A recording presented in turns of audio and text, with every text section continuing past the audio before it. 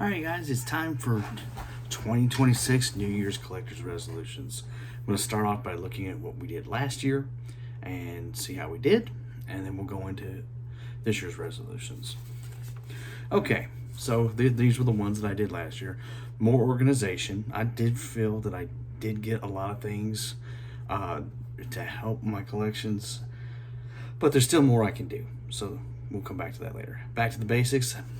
Did go back playing a lot of favorite games over the last year, playing good one-shot games like a Pac-Man and things like that. Just having fun with just the basics. The Nintendo, played a lot during the year.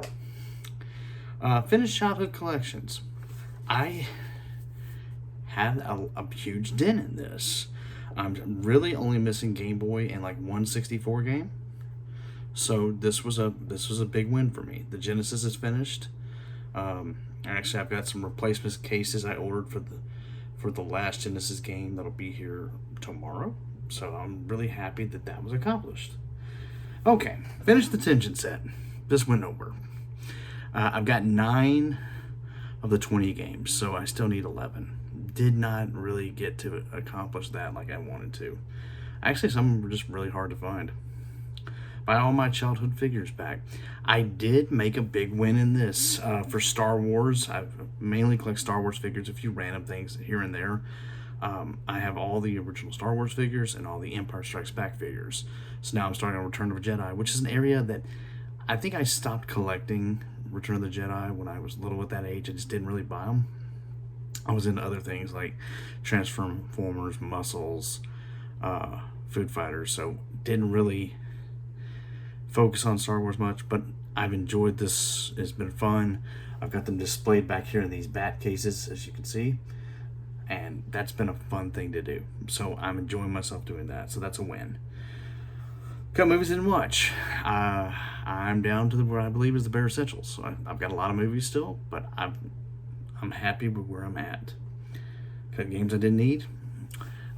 This is kind of a double-edged sword because I did cut some games I didn't want. A lot of it was because of financial issues. Like I don't have a Dreamcast anymore. I don't have a GameCube anymore.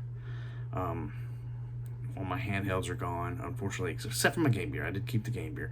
I do have my Game Boy games. I can play them on my Super Nintendo, so that wasn't a big loss. GameCube got too expensive for me to collect for. I could get most of those Resident Evil games, which is what I was really got the system for, and can play them on the Wii. Not a big loss there. Dreamcast just became too expensive to collect for. And now that I have a PlayStation 2, I can get Resident Evil Code Veronica on that. So, not a big loss. Buy more local games. This I did do. I spent a lot of time in local shops buying games that I needed and wanted, and this was fun. I really, really enjoyed myself doing that. Reconsider game subscription boxes. As much as I liked them, I cut them out. I didn't do any subscription boxes in 2025 whatsoever because I just put that money back into the local game stores, which is what I needed to do. And also make sure I don't get janky games that I don't want. I mean, the good thing about like Retro Game Treasure, they just work off your wish list, so that's a good thing. And number 10, do start a starting lineup collection. This went nowhere. I just didn't have the funds to buy anything this year. So, 2025 is complete. And I'm going to link the video so you can see what I was collecting. If you want to see it, it'll be in the text box below. So, I decided to tighten down the list just a little bit of resolutions. Number 1, stick with more organization. In fact, I'm not going to buy any more games until I get everything organized the way I want it. So it may be a couple months before I pick up a game again, and that's okay. But I would rather get everything sleeved, boxed, put the way I want it before I spend any more money on anything else. No more summer video series. I'm not going to do that anymore because with my wife and daughter's birthday being the same day, it is a financial crunch that I can't afford anymore. I have another plan for that. Continue to get the childhood classics. I mean, I'm literally down to Game Boy. The most expensive game there is going to be Mega Man 5, and that's going to be a challenge. It's probably going to be the last game I get for the Game Boy, but It is what it is.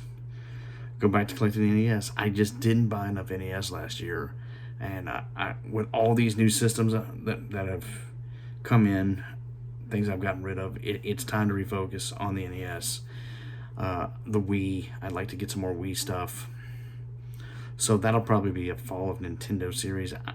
I felt good doing that, but I don't think I can do it in the summer anymore. So I've come up with another plan for the summer. Starting lineup and baseball summer projects. If you see behind me, I've got a poster here of Carlton Fisk. He's my favorite baseball player. I have, during this tightness, started collecting baseball cards and just trading cards again in general. So that poster I've been trying to get for 35 years, and I finally found one, and I framed it. So I am going to get back into collecting baseball cards, and I think summer sounds perfect for that. So I'll do video games and movies the other times, but baseball cards are really cheap. Starting lineup figures are pretty cheap. I should be able to do that in the summer, and that will be a fun little series to do. But those are my 5 for the upcoming, or this year. I wanted to really make it like a smaller list, so I can hopefully have some wins, more wins. But I feel pretty positive about this. All right, guys. Well, take care and have a great 2026. Happy New Year.